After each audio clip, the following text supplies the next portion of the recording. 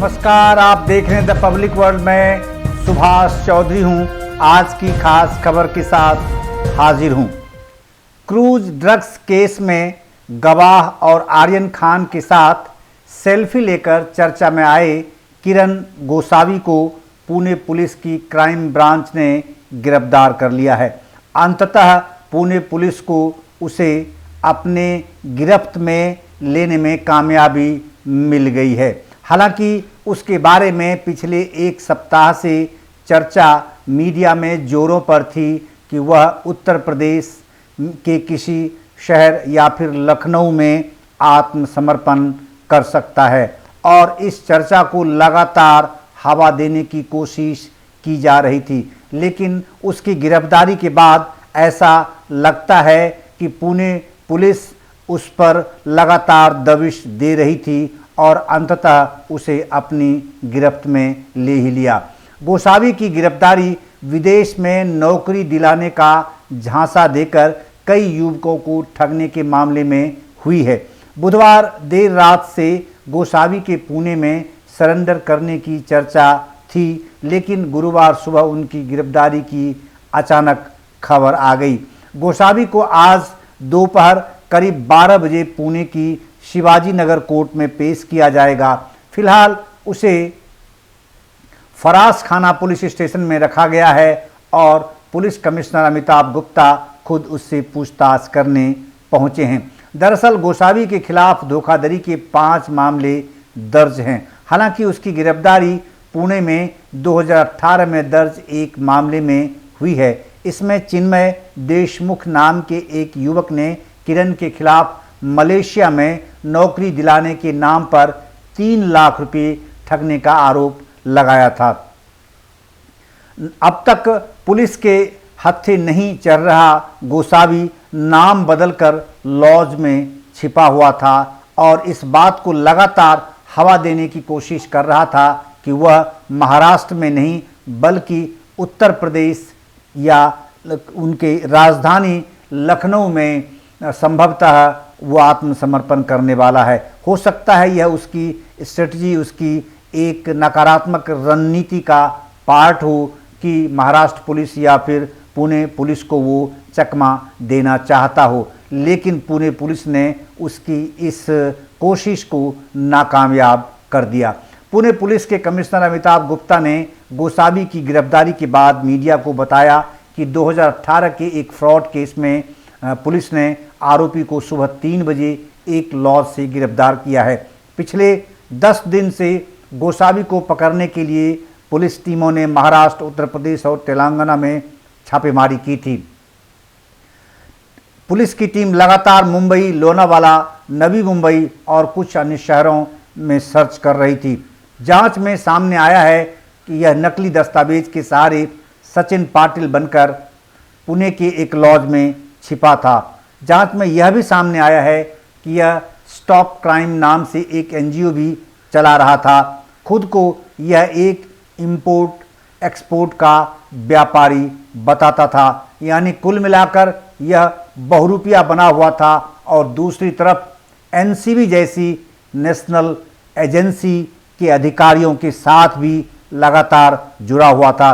जैसा कि महाराष्ट्र के काबीना मंत्री नवाब मलिक ने लगातार अपने आरोप में कहा है कि इन लोगों की लगातार आवाजाही एनसीबी के दफ्तरों में रही है और एनसीबी ने संबंधित अधिकारी ने पिछले माह में या उससे पहले कुछ माह के दौरान जो मामले दर्ज किए हैं और जहां भी छापेमारी की है उस पंचनामे में ऐसे ही लोग शामिल हैं। तो इससे और उस आशंका को बल मिलता है कि आखिर किरण गोसावी इस तरह से पुलिस को चकमा देने वाला व्यक्ति एनसीबी के अधिकारियों के संपर्क में कैसे था और कैसे उसकी बेरोक टोक एंट्री एनसीबी के कार्यालय में होती रही है और जिस प्रकार की वीडियो उसकी जारी हुई है आर्यन खान के साथ क्रूज ड्रग्स छापेमारी के बाद, उससे और इस आरोप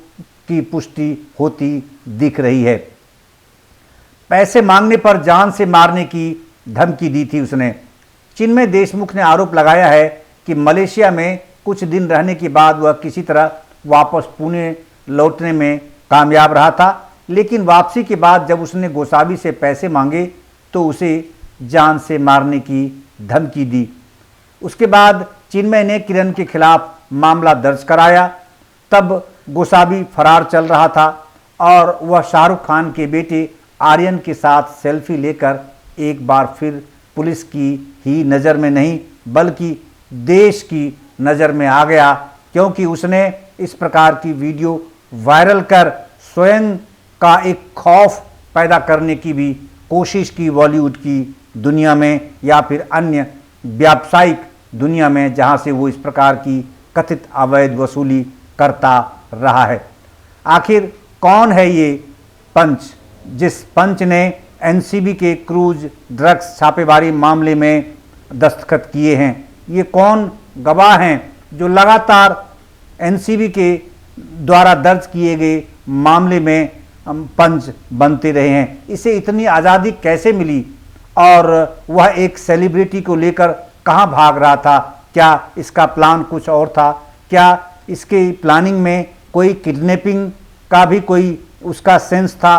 क्या उस दिशा में भी उसके कदम आगे बढ़ने वाले थे? तो इन सारे सवालातों को लेकर देश में चर्चा जोरों पर है और अब क्योंकि वह पुणे पुलिस की गिरफ्त में आ गया है तो संभव है और उम्मीद जताई जा रही है कि पुणे पुलिस इस पर जरूर जांच करेगी और इससे संबंधित जांच के लिए खासकर एनसीबी के अधिकारी समीर वानखेड़े की गतिविधि और उनके द्वारा की गई छापेमारी, साथ ही अब तक दर्ज किए गए मामले को लेकर जो संदेह उत्पन्न हुआ है उस पर महाराष्ट्र सरकार ने एक एसआईटी गठित कर दी है और अब उम्मीद जताई जा रही है कि इस मामले की जांच मुंबई पुलिस भी गहनता से करेगी।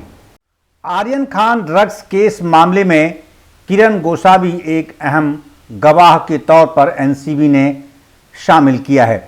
जिस क्रूज से शाहरुख खान के बेटे आर्यन खान को पकड़ा गया था उसका मुख्य गवाह गोसावी ही है। उसकी आर्यन के साथ एक सेल्फी भी वायरल हो रही थी जो आप इस स्क्रीन पर लगातार देख सकते हैं।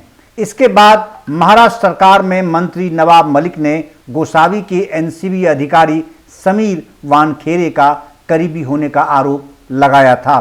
क्रूज पर रेड के बाद हुई मीटिंग की तस्वीरों में भी गोसावी वानखेड़े के पास खड़ा नजर आ रहा है।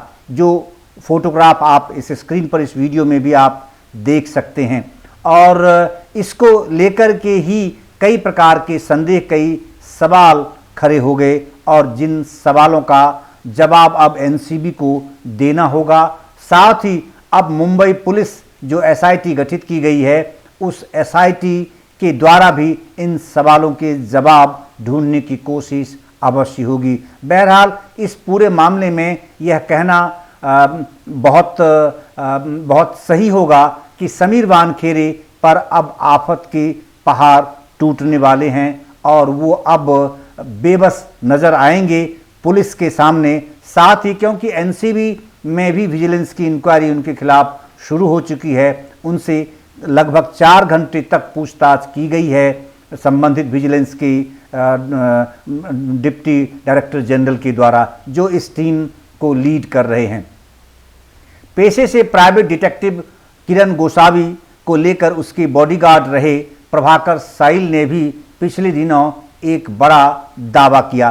साइल का कहना है कि गोसावी ने आर्यन खान को छोड़ने के लिए 25 करोड़ रुपए की कथित मांग की थी। इसमें 8 करोड़ का हिस्सा एनसीबी के जोनल डायरेक्टर समीर वानखेड़े को कथित रूप से देना था।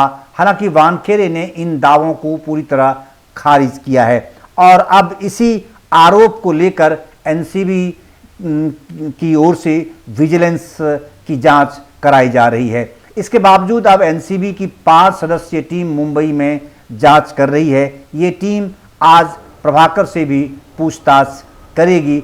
हालांकि उन्होंने जो टीम को लीड कर रहे हैं उन्होंने उस अधिकारी ने कहा है कि संबंधित पक्ष जो भी सोशल मीडिया पर अपना बयान जारी कर रहे हैं, चाहे वो प्रभाकर सैल हों या फिर किरण गोसावी हों या कोई अन्य दूसरे एक और गवाह जो एनसीबी के गवाह हैं एक मामले में, और उन्होंने भी आरोप लगाया है कि समीर बानखेड़ी जोनल अधिकारी के निर्देशन पर ही एनसीबी के अधिकारियों ने उनसे भी कई ब्लैंक पेपर पर दस्तखत करवाए हैं और उन्हें भी जान का खतरा है, ऐसा उन्होंने कहा है। तो अब इन सभी पक्षों को उन्होंने कहा है कि वो विजिलेंस की टीम के सामने आकर मुंबई कार्यालय में अपना पक्ष रख सकते हैं, अपने आरोप के संबंध में दस्तावेज प्रस्तुत कर सकते हैं या फिर साक्ष्य या प्रमाण वहां दे सकते हैं। गोसावी ने गिरफ्तारी से पहले अपना वीडियो जारी किया है। यह एक नया ट्रेंड इस देश में चल पड़ा है कि जब कभी किसी पर कोई आरोप लगता है तो वह अदालत को फेस करने की बजाय, कानूनी प्रक्रिया अपनाने की बजाय अपनी छवि को बचाने के लिए या स्वयं को बचाने के लिए वो अलग तरह के ट्रेंड उन्होंने शुरू कर रखा है और एक रणनीति उन्होंने लोगों ने बना ली है कि वो तत्काल अपनी सफाई सोशल मीडिया के जरिए देने की कोशिश करता है, जिससे वो अपने प्रति एक सहानुभूति की लहर पैदा कर सके और अपने उन बयानों पर सोशल मीडिया पर जो ट्रेंड चलता है उसमें उनके समर्थक, चाहे उन्होंने गलती की हो या नहीं की हो, उनको समर्थन करने वाले भी इस देश में हज़ारों लाखों की संख्या में उस पर टूट पड़ते हैं और उनके फेवर और डिसफेवर में कमेंट्स देने लगते हैं। तो इस स्थिति का एक तरह से